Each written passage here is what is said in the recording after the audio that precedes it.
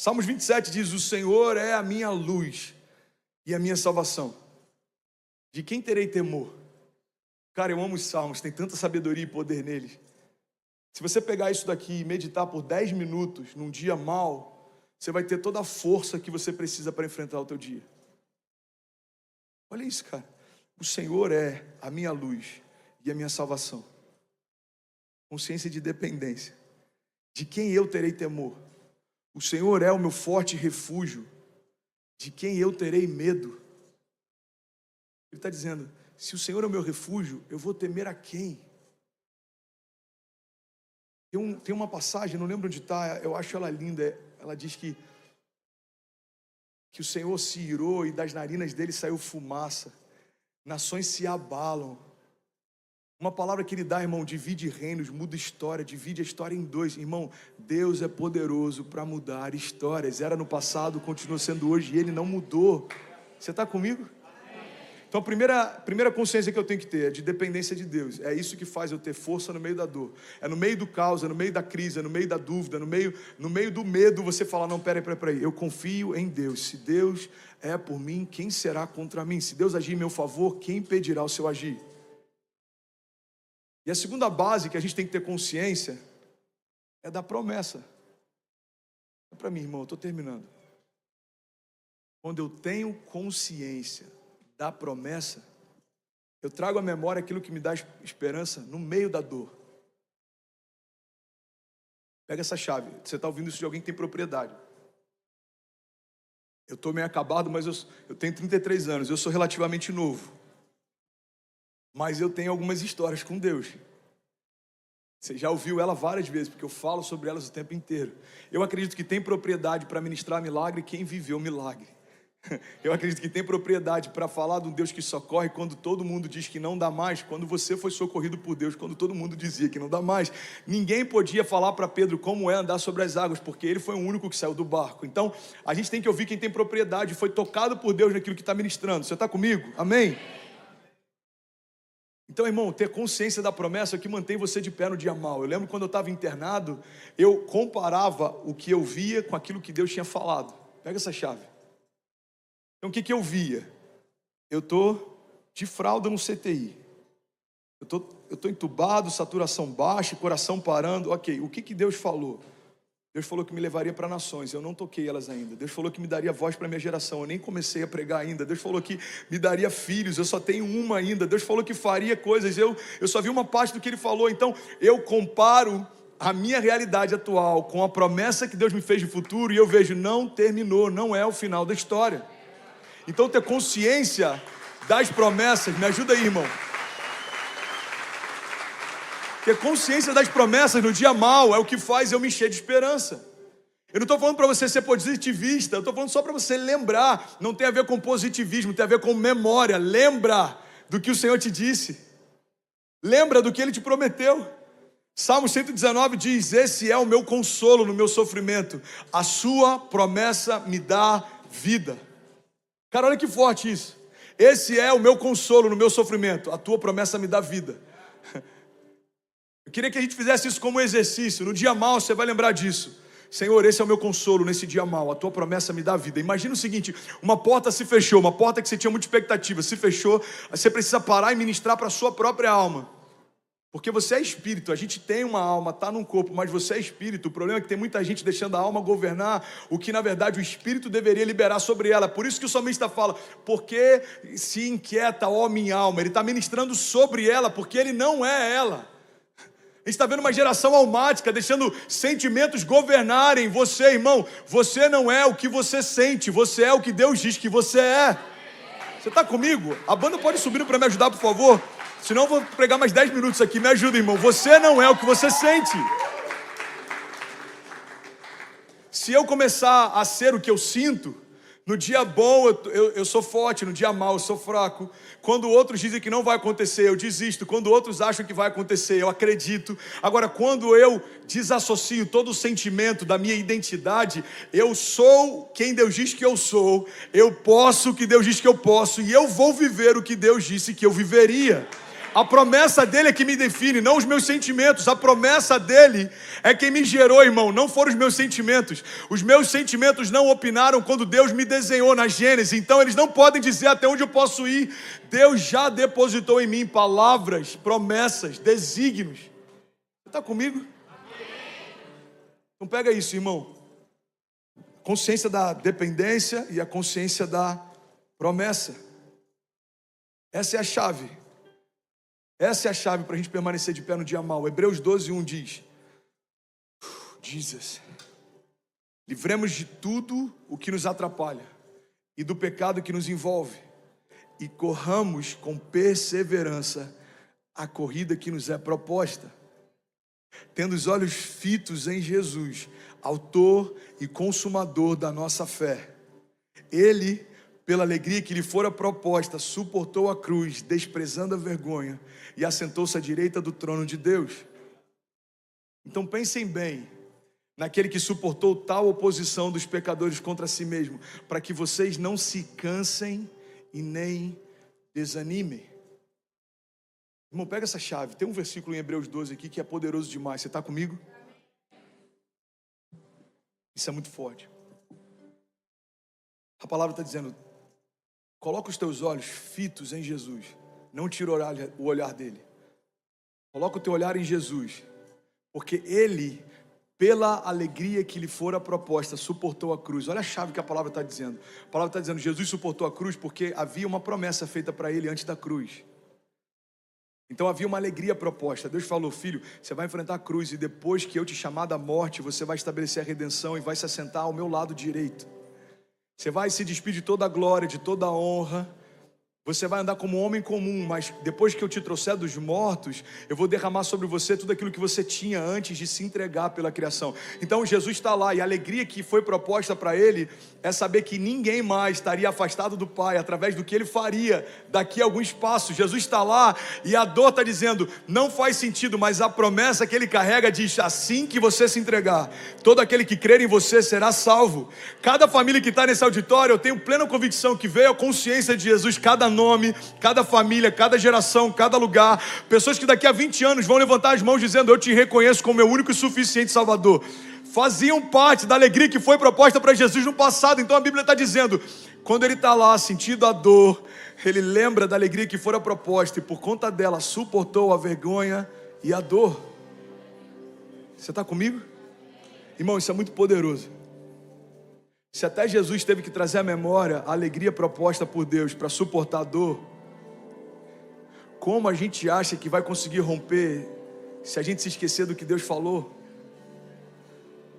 Deus liberou algo sobre você, irmão. Se você se esquecer disso, você vai parar no dia mau. Deus liberou algo sobre você desde o ventre da tua mãe. Se você não souber disso, você vai parar no dia mau.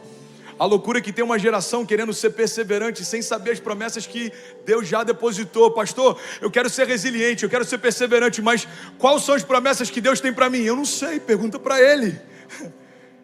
Acessa isso, está dentro de você. A Bíblia diz: clama a mim e responder-te-ei e anunciar-te-ei coisas grandes e insondáveis que não sabes. A Bíblia está dizendo: se você me clamar, filho, eu vou te responder.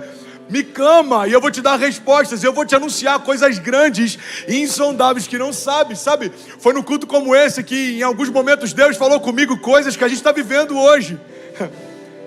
Eu vou te levar para um lugar, eu vou te dar autoridade, eu vou te dar uma família, eu vou te dar filhos. Sabe, em Israel, há 1 ano e meio atrás, eu estava no meio de um lugar subterrâneo onde Davi e os seus valentes se reuniam, fizeram um culto lá, e estavam cantando aquela música Nothing Else. Eu não quero nada além de ti. Cara, que noite absurda, surreal, a presença de Deus. E aí daqui a pouco eu recebo uma palavra, alguém do meu lado fala: olha, Deus falou que vai fazer 3 coisas no próximo ano. Ele vai te dar um filho, vai ser homem. Ele vai te dar um carro, que é um mimo. E se você acha que Ele está te dando voz, você não viu nada. Ele vai aumentar o alcance da tua mensagem. Irmão, você acha que quando eu cheguei até Benício nascer, tudo foi bem? Teve pandemia no meio da história. Kezinha grávida, ela teve bipolaridade gestacional no nascimento da Cecília. Agora ela está grávida de novo, num país estrangeiro, no meio de uma epidemia. E aí minha preocupação é, Deus, eu creio que aquilo que a gente enfrentou no passado, a gente não vai enfrentar de novo. Guarda a mente da Kezinha, guarda a saúde da minha casa, protege a gente. Irmão, olha que louco isso.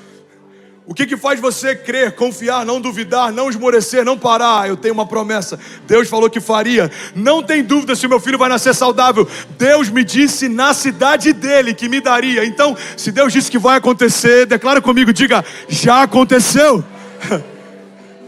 Deus disse que vai acontecer, irmão, já aconteceu. Aí, pandemia, portas fechadas, 3 meses de igreja, prédio alugado, na época 45 mil de custo mensal. E agora, como é que a gente vai fazer? Deus disse que aumentaria o alcance da nossa voz. Ele vai fazer do jeito dele. A porta se fecha, o auditório se esvazia, mas as nações começam a se reunir.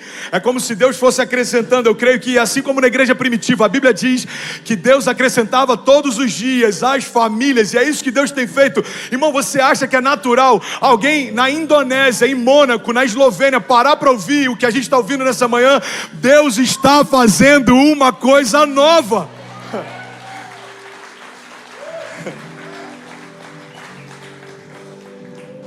Então eu tenho que trazer a minha memória. Deus me prometeu que faria, vai acontecer. Deus me prometeu que faria, não parece com o que eu estou vivendo, então esse não é o final da minha história. Deus me disse que daria, Ele vai dar. Deus me disse que faria, Ele vai fazer. Deus me disse que me tornaria, Ele vai me tornar.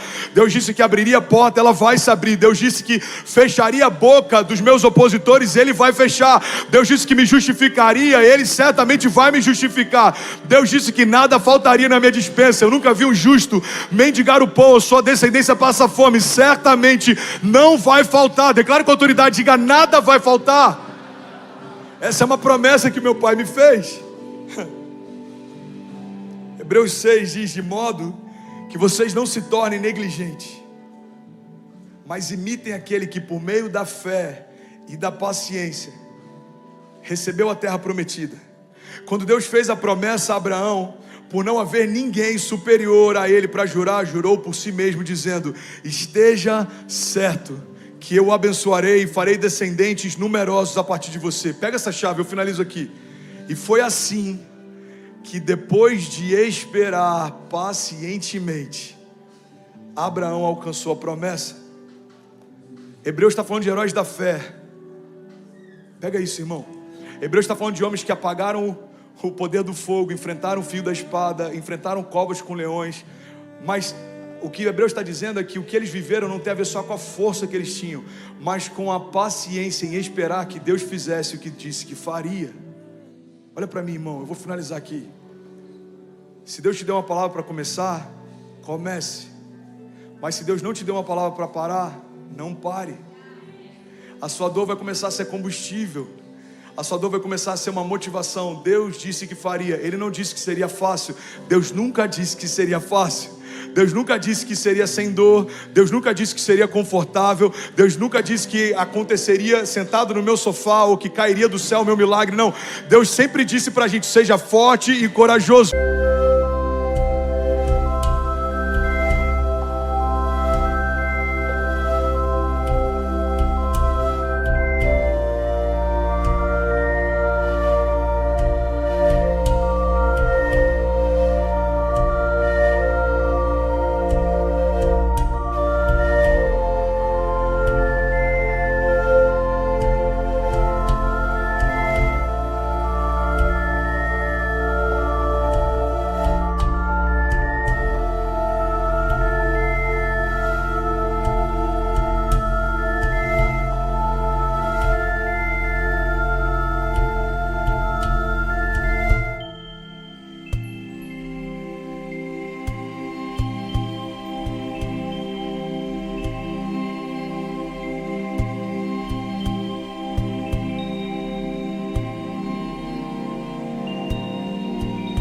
Eu estarei com você por onde você andar. Mesmo se você andar por vales de sombra e morte, ainda assim você não temerá, porque eu estarei com você, diz o Senhor. Você recebe isso? E aí, tudo bem? Você acabou agora de assistir um vídeo. Se você ainda não está inscrito, já se inscreve também no nosso canal, ativa esse sininho aqui embaixo de notificação e toda vez que eu fizer uma live ou tiver transmitindo uma mensagem ao vivo, você vai ser um dos primeiros a saber. Mas eu deixei mais 2 indicações aqui que eu espero que façam muito sentido para você. Então já aproveita e clica para assistir a próxima mensagem, beleza? Seja bem-vindo ao time de incendiários e eu espero de verdade que essas mensagens mudem a sua vida como elas têm mudado a minha também. Até a próxima. Valeu!